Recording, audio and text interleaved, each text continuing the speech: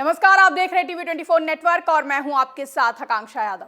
भारत ने पहलगाम अटैक का बदला लेने के लिए ऑपरेशन सिंदूर किया, जिसके तहत भारत ने पाकिस्तान में मौजूद आतंकी ठिकानों को मिसाइलों से तबाह किया। 7 मई की आधी रात को करीब 1:05 से 1:30 बजे के बीच तक भारत ने पाकिस्तान और पीओके में मिसाइलों की बरसात की। भारत के इस अटैक में पाकिस्तान के करीब 70 से अधिक आतंकी मारे गए, जिसके बाद से पाकिस्तान में खौफ का माहौल है। भारत के अटैक से बचे आतंकी अब दुबक के छिप गए हैं। पाकिस्तान को कुछ समझ नहीं आ रहा है कि करे क्या। वहीं शहबाज सरकार मामला आगे बढ़ाने से कतरा रही है, जबकि असीम मुनीर की सेना गीदड़ भभकी दे रही है। ऑपरेशन सिंदूर से पाकिस्तान घुटनों पर आ चुका है। शहबाज सरकार कह रही है कि अगर अब भारत कुछ नहीं करेगा तो हम भी कुछ नहीं करेंगे। वहीं भारत का कहना है कि अगर पाकिस्तान जवाबी कार्रवाई करता है तो भारत उसे कहीं का नहीं छोड़ेगा। इस बीच सीमा पर भी पाकिस्तानी सेना को सबक सिखाने के लिए भारत ने अपनी कमर कस ली है। भारत ने ऑपरेशन सिंदूर के बाद पूरी दुनिया को अपने मकसद से अवगत कराया है। ऑपरेशन सिंदूर के बाद भारत और पाकिस्तान दोनों ओर हलचल तेज है। पाकिस्तान में मातम का माहौल है तो भारत में जश्न का। इसी बीच पाकिस्तान में फिर से बड़ी खलबली देखने को मिली है। ऑपरेशन सिंदूर के बाद पाकिस्तान के लाहौर में ताबड़तोड़ 3 धमाके हुए हैं।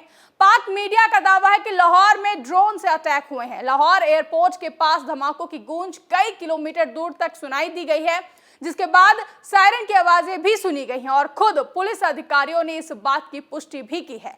धमाकों के बाद लोग इधर उधर भागने लगे और आसमान में धुएं का गुब्बार देखा गया, जिसके बाद पाकिस्तान एक बार फिर से दहशत के माहौल में है। वहीं ऑपरेशन सिंदूर की सफलता के बाद सरकार ने आज यानी कि 8 मई को सर्वदलीय बैठक बुलाई है। तो चलिए सबसे पहले आपको बता देते हैं कि आज भारत पाकिस्तान टेंशन और ऑपरेशन सिंदूर पर क्या क्या लेटेस्ट अपडेट्स हैं।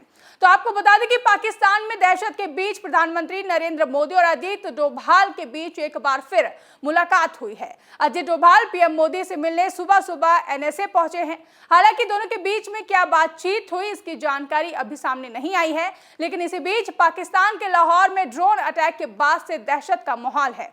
लाहौर एयरपोर्ट के पास 3 धमाके सुने गए हैं, जिसके बाद इसका असर पाकिस्तान के फ्लाइट ऑपरेशन पर भी पड़ा है। पाकिस्तान के कराची, लाहौर और सियालकोट एयरपोर्ट पर फ्लाइट ऑपरेशन को सस्पेंड कर दिया गया। तो वहीं ऑपरेशन सिंदूर पर भारत सरकार ने आज सर्वदलीय बैठक बुलाई है। इस बैठक में विपक्षी दलों से शामिल होने वाले नेताओं में कांग्रेस से पार्टी के राष्ट्रीय अध्यक्ष मल्लिकार्जुन खड़गे, पार्टी सांसद राहुल गांधी और शिवसेना यूबीटी से पार्टी सांसद संजय राउत, टीएमसी से सुदीप बंदोपाध्याय, समाजवादी पार्टी से पार्टी सांसद रामगोपाल यादव और एनसीपी एसपी से सांसद सुप्रिया सूले का नाम शामिल है, जिसे लेकर केंद्रीय मंत्री किरेन रिजिजू ने कहा कि हमारे देश और सेना ने ऑपरेशन सिंदूर को जो अंजाम दिया है और उस पर सर्वदलीय बैठक बुलाई है। सभी राजनीतिक पार्टी को स्थिति के बारे में बताना ये सरकार का दायित्व है। पीएम मोदी ने निर्देश दिया है कि सभी पार्टी को हालात के बारे में ब्रीफ करें, क्योंकि ये लड़ाई पूरे देश की है, इसलिए इसके बारे में जानकारी देना आवश्यक है। जबकि विपक्ष की ओर से कांग्रेस नेता पवन खेड़ा ने सर्वदलीय बैठक को लेकर कहा कि प्रधानमंत्री को सर्वदलीय बैठक में शामिल होना चाहिए। पूरे विश्व को दिखाना चाहिए कि प्रधानमंत्री पूरे विपक्ष को अपने साथ बैठाकर चर्चा कर रहे हैं और जब पूरा देश एक आवाज में बोलेगा तो विश्व को सुनना पड़ेगा। वहीं शिवसेना यूपीटी सांसद संजय राउत ने कहा कि पाकिस्तान में आतंकवादियों के खिलाफ भारतीय सेना की कार्रवाई गर्व की बात है। आपने हमारे 26 निर्दोष नागरिकों को मार डाला और हमने किसी भी नागरिक क्षेत्र या सैन्य स्थल पर हमला नहीं किया है। हमने केवल आतंकवादी शिविरों पर हमला किया है। हमें अपनी रक्षा करने का अधिकार है, बदला लेने का अधिकार है और हमारी सेना ने ऐसा किया है। आज की बैठक बहुत महत्वपूर्ण है। इसके साथ ही आपको बता दें कि पाकिस्तान के लाहौर में ताबड़तोड़ 3 धमाकों की गूंज सुनाई दी है। ये धमाके वॉल्टन रोड इलाके में हुए हैं। फिलहाल इन धमाकों में कितने लोगों की मौत हुई है इसकी जानकारी अभी सामने नहीं आई है। इन इलाकों में पहले से ही पहरेदारी थी। मीडिया रिपोर्ट्स के मुताबिक लाहौर में ड्रोन अटैक किए गए हैं, जिसकी वजह से पाकिस्तान में फिर से खलबली तेज हो चुकी है। लाहौर एयरपोर्ट के पास धमाकों की गूंज सुनाई गई है और इसके बाद सायरन की आवाजें भी सुनी गई हैं। खुद पुलिस अधिकारियों ने इस इस बात की पुष्टि की। अधिकारियों का कहना है कि वे धमाकों की जगह और उसकी वजह का पता लगा रहे हैं। बता दें कि लाहौर के गोपाल नगर और नसीराबाद इलाकों में वाल्टन एयरपोर्ट के पास वाल्टन रोड पर कई धमाके सुने गए।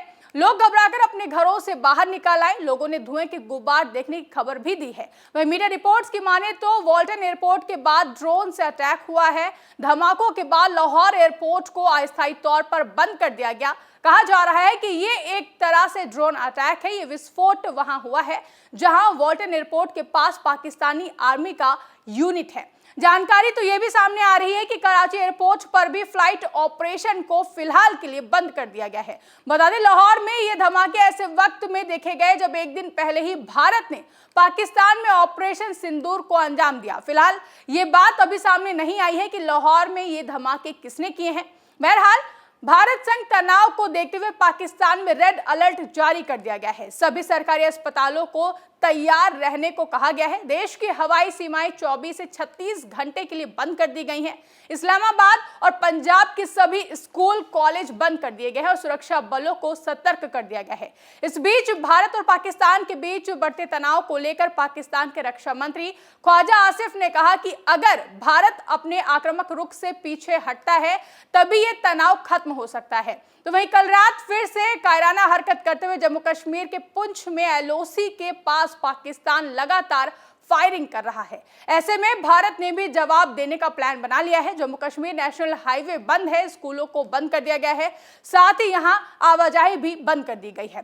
यहां आपको बता दें कि ऑपरेशन सिंदूर को लेकर बड़ा खुलासा सामने आया है। मीडिया की माने तो पाकिस्तान में ऑपरेशन सिंदूर को अंजाम देने में भारत ने फ्रंट लाइन लड़ाकू विमानों का इस्तेमाल किया।